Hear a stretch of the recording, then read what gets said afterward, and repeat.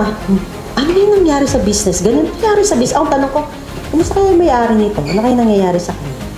Inuuna kayong leader, inuuna ko yung tao. Kasi kayo ay reflection ng businessman.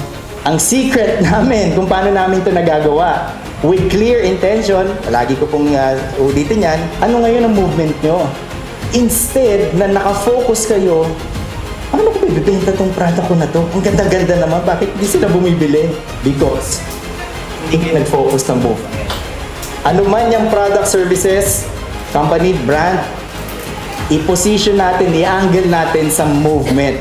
Kapag movement ang ginawa natin, sasamahan ka niyan hanggang dulo ng mundo.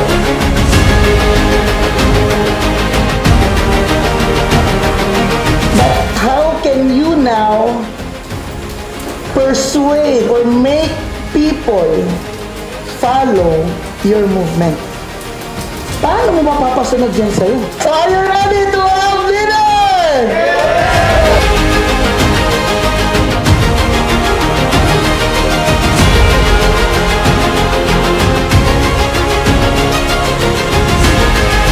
So parang pag naging part ka ng movement, parang you are paying it forward. So parang ganun yung nagiging persuasion na nagiging dating sa akin every time you're being involved in a movement. So ngayon, yung movement ko is, unang-una, papalitan ko yung pangalan ko. Hindi naman na Garbager.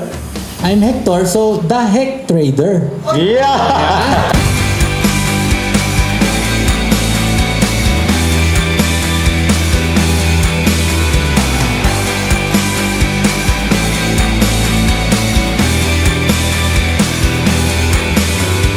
Yung movement na yan, ang galing kasi pwede pala.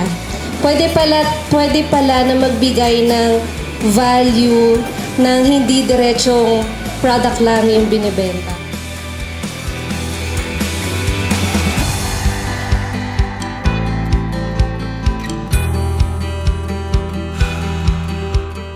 Every one of you made an impact with me, to me.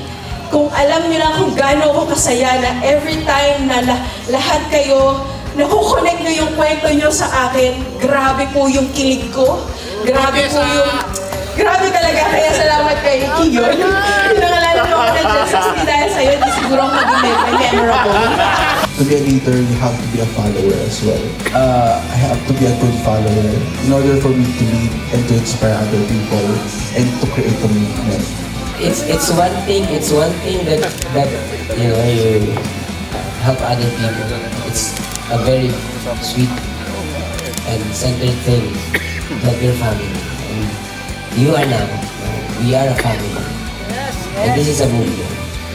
And I'm grateful for the award, seeing me as a people that you know you can be comfortable with, you can be vulnerable with. To hell and back, I will be the same person.